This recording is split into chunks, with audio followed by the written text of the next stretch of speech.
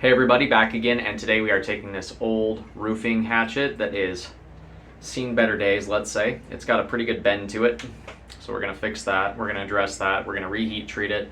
We're going to actually get rid of the rust in an interesting way, the blacksmith way, throw it in the fire, burn it off, and then hit it with a brush while it's hot, and it'll clean it up pretty good for us. We're going to tap that straight, and then we're going to go ahead and sharpen all the edges up, give it a nice rustic look, and get a handle on it so that way it can be returned to use, let's say.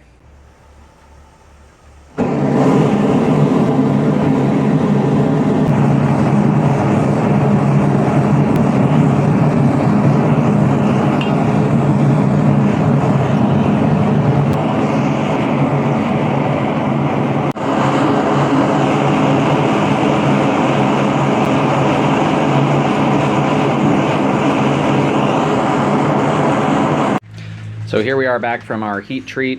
We gave it a nice oil bath at 400. Use a rag that's kind of clean. Get all this extra oil off of here so we can start to see what we're working with. So this is what we're working with now.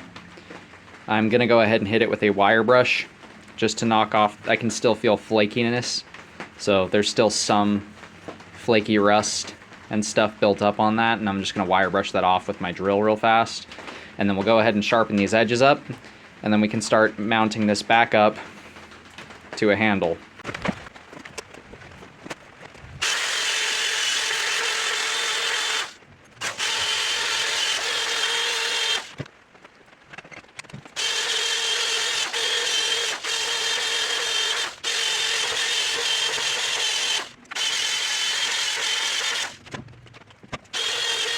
Now we're just going to give it a good rub down with some WD-40. And this is the penetrator variant of WD-40. This really, in my experience, helps to break loose any of that scale or slag or rust that's still on the surface, just kind of clinging to it. Just put a little more on there.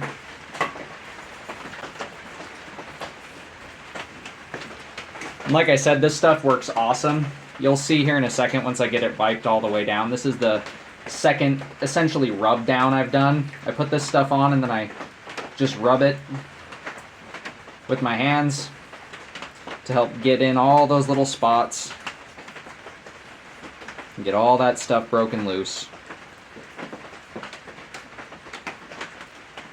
And as you can see, we now have a nice shiny axe with all that antiquing still in there. So now we're just going to go ahead and sharpen these edges back up, and then this will be ready for a handle. So we've now got our edges restored on here. Both of them meet those nice original angles. It's just sharpened back up all the way across those bevels. So now we're ready for another handle. So I'm going to go ahead and I'm going to get the handle made, and then I'll show you guys the fit up. If you saw the last restoration video, you would have seen this hatchet that I made. And it is a little carpenter's, well, not made, that I restored. And it's a little carpenter's hatchet. And as you can see, this thing kicks butt compared to what I was using before. I was using a Viking style hatchet that I made that was, designed to be a war axe, not a carving axe. This being a carving axe, this is insanely easy compared to what I was doing before, let's say.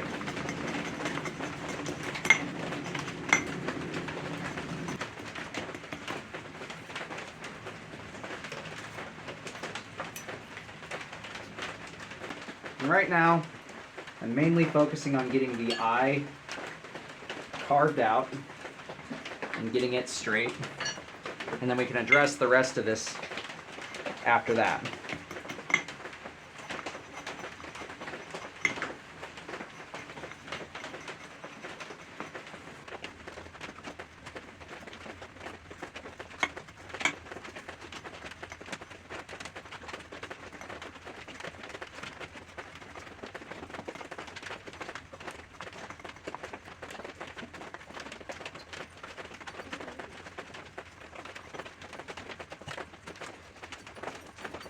A few moments later.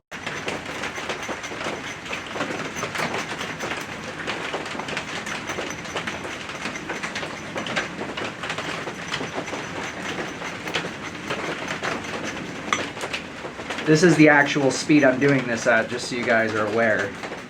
Like, this footage isn't fast forwarded right here.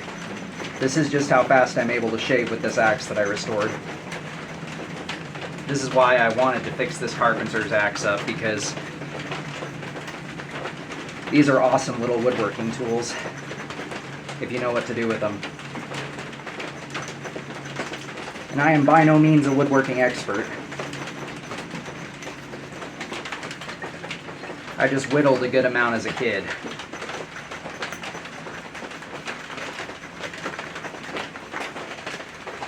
And that's kind of where I learned how to do all this stuff.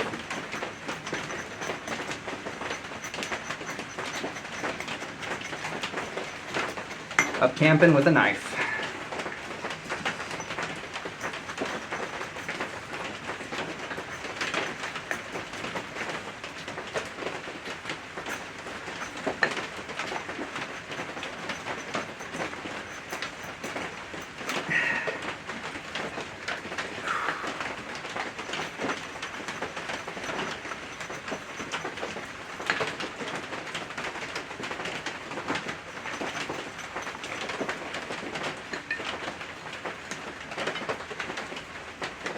So we've got our handle all finished up. Now I'm just gonna go sand it smooth and we can start fitting it up.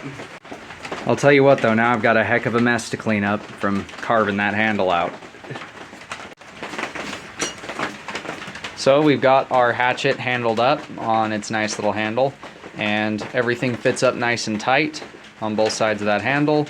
We've got a nice wedge in there, and yeah, that is a fully restored little plumb roofers slash drywalling hatchet. These would typically be used to like cut your drywall, tack it into place. A lot of the pictures I've seen online back in the day, they had shorter handles than they do nowadays. I don't know why they did that. Maybe that's just so they could have more control when they're cutting of their angles, but who's to say. The hammer on this is, you can see where it was used the most is right up through here. That's where it was impacting things the most.